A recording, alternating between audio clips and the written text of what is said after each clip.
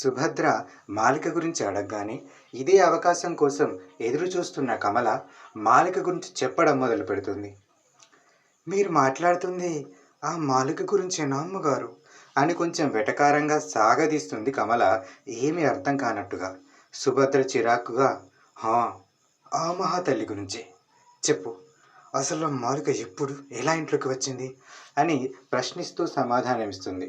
సుభద్ర వైపు చూసి, దొరికావు మాలిక, ఇప్పుడు చూడు నిన్ను ఎలా ఇరికిస్తాను అని మనసులో అనుకొని, వచ్చేటప్పుడు పని చేస్తాననే చెప్పి వచ్చింది, కానీ వచ్చాకే పని తప్పించి చాలా చేసింది అని ఆగిపోతుంది. అంతలా ఏం చేసింది? మా జగదీశ్వరి పిన్ని అంతలా మెచ్చుకుంటుంది అని కొంచెం ఆందోళనగా అడుగుతుంది సుభద్ర. మళ్ళీ స్టవ్ వైపు చూస్తూ, ఏమని చెప్పనమ్మగారు, ముందు పెద్దమ్మగారిని తన గుప్పిట్లో పెట్టుకుంది, తర్వాత మన అబ్బాయి గారిని తన వెంట తిప్పుకుంది, ఇప్పుడు కూడా మన అబ్బాయి గారు ఆమె చుట్టే తిరుగుతారు, తెలుసా మీకు ఆ విషయం అని అనగానే, అవును, నేను చూసా నిన్న అని అంటుంది సుభద్ర నిరాశగా. కమల కొనసాగిస్తూ, హా, ఎంతలా అంటే రాత్రులు కూడా ఆమెను కలవడానికి బయటకు వెళ్ళాడు, కావాలంటే ఇది చూడండి అని తన ఫోన్ను ఓపెన్ చేసి ఆ రోజు రాత్రి మాలికను ధనుష్ ఆపుతున్నప్పుడు తీసిన ఫోటోని చూపిస్తుంది. దాంతోపాటు ఇంకో రెండు మాటలు మసాలా గసగసాలు నూరు పోసేసరికి సుభద్రకు ఒళ్ళు మండుతుంది. ఇప్పుడు సుభద్ర కన్నులు నిప్పులు కక్కుతున్నాయి.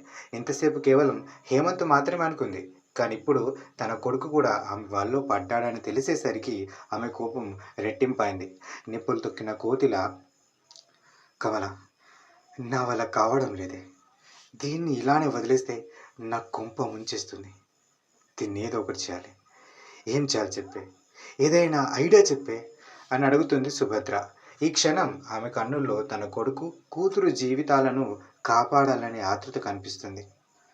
నేనేం చెప్పగలను అమ్మగారు, ఈ ఇంట్లో రాజ్యం అంతా పెద్దమ్మగారిది, అసలు ఆమెకి ఆ మాలిక అంటే ఎంతో ఇష్టం. ఆమె చెప్పింది విని ఈ మధ్య నన్ను కూడా అనుమానిస్తున్నారు. ఈ సమయంలో నేనేమైనా చేశానని తెలిస్తే నన్ను పనుల నుండి పీకి పారేస్తారు, నేను పడలేనమ్మా ఆ బాధలు అని నటిస్తుంది కమల. ఆమెకు ధైర్యం చెప్తూ, జగదీశ్వర్ పిన్ని గురించి నువ్వేం కంగారు పడకు, ఆమె గురించి నేను చూసుకుంటా అని అంటుంది సుభద్ర. మండుతున్న స్టవ్ మంట వైపు చూస్తూ మాలికను అందులో కాల్చుతున్నట్టుగా ఊహించుకుంటూ, చెప్తా కానీ నేనే చెప్పానని మాత్రం ఎట్టి పరిస్థితుల్లో బయటకు రాకూడదమ్మగారు అని తన షరతు చెప్తుంది కమల. నేనేం చెప్పను, బయటికి రాదు, నువ్వు కంగారు పడకు అని కమల భుజం పైన చేయి వేస్తుంది సుభద్ర. సరే అమ్మగారు అయితే అంటూ తన ప్లాన్ చెప్పడం స్టార్ట్ చేస్తుంది కమల. అంత పెద్ద ఇంట్లో ఎవ్వరూ లేరన్నట్టుగా మోగుతున్న ఫోన్ని లిఫ్ట్ చేసింది పని మనిషి. అటువైపు నుండి, హలో సుమావి అని పిలుస్తాడు ముఖేష్ రాయర్. అయ్యగారు, నేను చంద్రమ్మ అని పని మనిషి బదులివ్వగానే, అమ్మగారు ఏం చేస్తున్నారు అని ప్రశ్నిస్తాడు ముఖేష్ రాయర్. ఆమె మూసి ఉన్న గది తలుపు వైపు చూస్తూ, ఏమో అయ్యగారు అని బదులిస్తుంది. ఒకసారి ఫోన్ తీసుకెళ్ళి అమ్మగారికి ఇవ్వు అని అనగానే చంద్రమ్మ ఫోన్ పట్టుకొని సుమావి ఉన్న గది డోర్ కొడుతుంది. గది డోర్ దగ్గరికే ఉండడం వలన వెంటనే తెరుచుకుంటుంది. సుమావి బెడ్పై పడుకునుంది. డోర్ తెరిచిన చప్పుడు వినబడగానే ఆమె లేచి, ఏమైంది చంద్రమ్మ అని సూటిగా విషయం అడిగింది.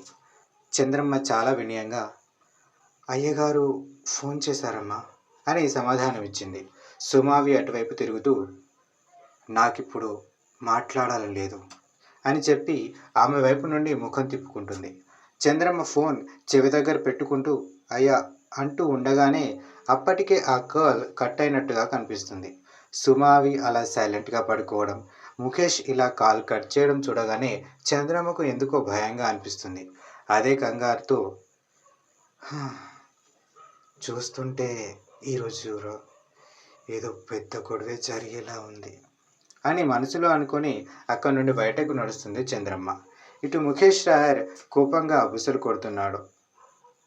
అతని కన్నులు ఎంతలా ఎర్రబడ్డాయంటే శరీరంలోని రక్తం అంతా ఒకే చోట గడ్డ కట్టినట్టుగా అనిపిస్తుంది. అదే కోపంతో ఎదురుగా ఉన్న టేబుల్ పైన ఉన్న తరుణ్ ఫోటో వైపు చూస్తూ, ఛీ, నిన్ను నా కొడుకని చెప్పుకోవడానికి సిగ్గుగా అనిపిస్తుందిరా. నిన్ను ఊరికే వదిలిపెట్టా. ఆ పొగలాడితో నువ్వెలా పెళ్లి దాకా వెళ్తావో నేను చూస్తా అని మనసులో శపథం చేసుకుంటాడు ముఖేష్ రాయర్. సరేరా, నేను కనుక్కుంటా, మీరు వెళ్ళండికా అని శరత్ బదులివ్వగానే, ఇంకెంత టైం సార్, కొంచెం తొందరగా కనుక్కోండి ప్లీజ్ అని కొంచెం నిరాశగా బాధగా అంటుంది మాలిక. అతను మాలిక వైపు చూస్తూ, మేడం, మీరిక టెన్షన్ తీసుకోకండి, ఒక క్లూ దొరికింది కదా, దాని నుండి మిగతాది ఎలా బయటకు లాగాలో నాకు వదిలేయండి. విత్ ఇన్ 1 డేలో మీ సిస్టర్ని మీ ముందుంచుతా, బిలీవ్ మే అని చాలా నమ్మకంగా అంటాడు శరత్.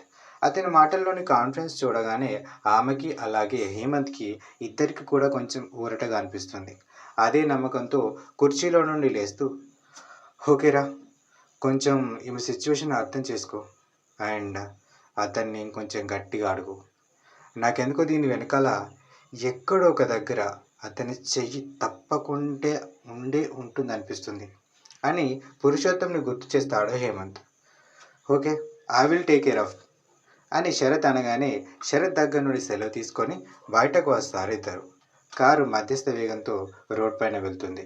హేమంత్ పైకి ప్రశాంతంగా కనిపిస్తున్నా కానీ లోపల మాత్రం చాలా ఆలోచిస్తున్నాడు.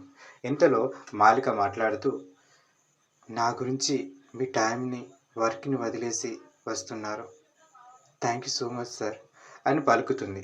హేమంత్ ఆమె వైపు చూడకుండా, నో మెన్షన్ అని ఆగిపోయి కార్ స్టీరింగ్ని కుడివైపు తిప్పుతూ, నిన్నొక్క విషయం అడుగుతా, సూటిగా బదులిస్తావా అని అంటాడు.